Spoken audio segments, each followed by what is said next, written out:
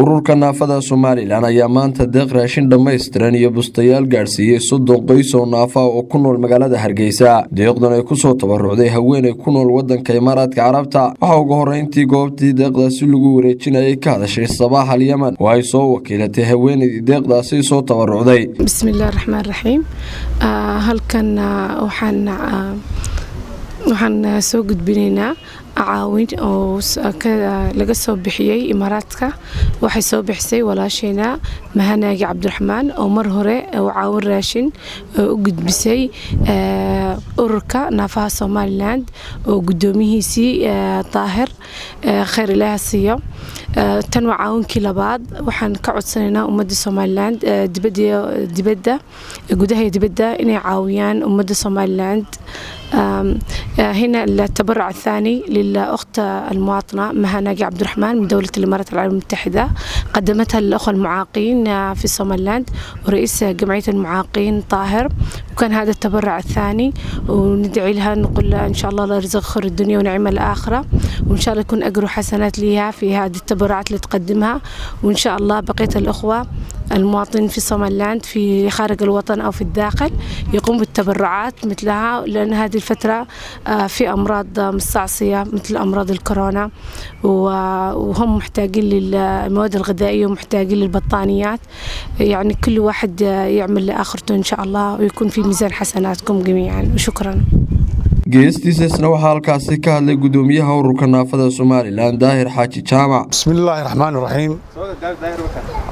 anigoo gudoomiyaha ururka naafada Jamhuuriyadda Soomaaliland magacaygu yahay Daahir Xaaji Cabdiriye.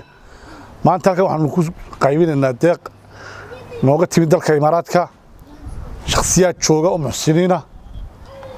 gabadha deeqdan soo gaarsiisay waxa la yiraahdaa Muha Naaji Cabdiraxmaan. waxaanu leenahay jasaakumullahu khayr jasaakumullahu khayr. الله كابال مريان لنا والله يا محسنين تا كله ديقدا wax loo soo wakiishay deeqda waxay u soo wakiilatay Muhammad Naaji Cabdiraxmaan waxay u soo wakiilatay Sabaax al-Yaman deeqda waxaan soo gaarsiisay Sabaax haddana ururka naafada Jamhuuriyadda Soomaaliland deeqdaas waxa weeye 30 qoys oo raashin iyo bustayaala qoys walba raashin dhameystiran buu leeyahay sokortii daqiiqdii iyo bariiskii. waxa uu heliyay qoys walba bustayaashii dhaxanta. waxaanu leenahay walaalaha iyaga muxsiniinta ah dibadda gudaba tawa aragtaan dalkeenii iyo dadkeenii. waxaanu ka codsanaynaa inay nasiiso meel madaxweynuhu noo dhagax dhigo oo iskuulada looga sameeyo oo goobo caafimaad looga sameeyo. beesha caalamka waxaan leenahay sidaa ay ummadda islaamka ay noo caawinayaan ee noo soo gaarsiinayaan samafalkoodii ee iyagu noo kaceen ee inantaa la yiraahdo Muhammad Naaji Cabdiraxmaan ay noo kacday. waxaan ka codsanaynaa bulshada kale ee alla wax siiyana inay noo kacaan oo ay noo soo gurmadaan oo wadanka xanuuna ka jira amal la'aan baa jirta shaqo la'aan baa jirta.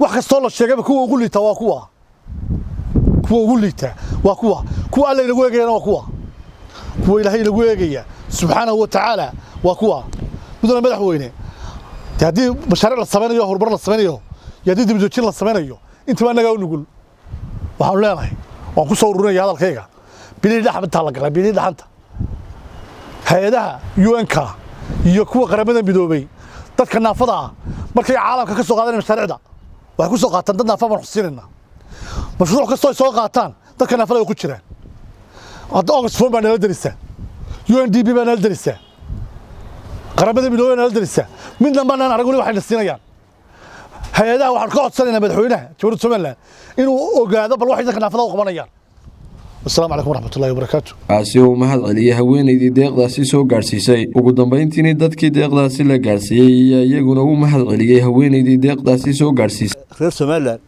meel kasta ay joogaanba sidii oo ka dheer kuma xanta saddex shisheeyo noo soo caawinayo. waxaynu ugu leedahay Soomaaliland inay iyadu qudheed ka hadasho ama ay eegto ama ay ka faalooto ama ay ogaato mas'uuliyadda ka saaran ummadda naafada. sida uu gudoomiyuhu sheegay dadkanu bil dhaxad ku jira dayar badan yihiin ma haystaan bustayaal iyo hoy toona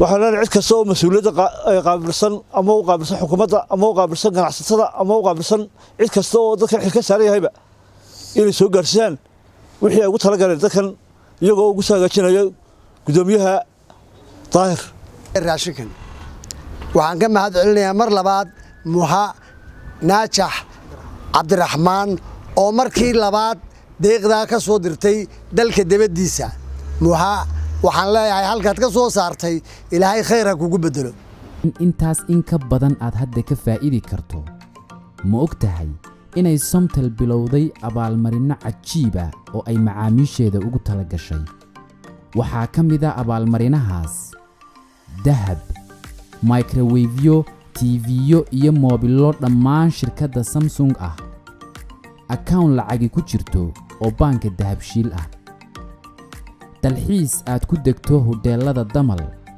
iyo weliba 10 gaari oo Hyundai cusub ah kuwaas oo qaar ka mid ah gaarayaan qiimo $30,000 intaas iyo xidhmooyin kale oo guud ahaan 5,000 oo abaalmarinood noqonaysa waad ku guulaysan kartaa waxa aad ka mid noqonaysaa liiska tartamayaasha haddii aad ku shubato ku hadal ama aad ku shubato internet ama aad tahay qof ka ganacsada ku shubashada ama aad tahay qof u adeegsada dahab qaab shakhsi ah iyo qaab ganacsi ah ka qaybgal macmiil oo ka mid noqo guulaystayaasha si aad u hesho xog intan ka badan fadlan garaac 333 ama 111 hadal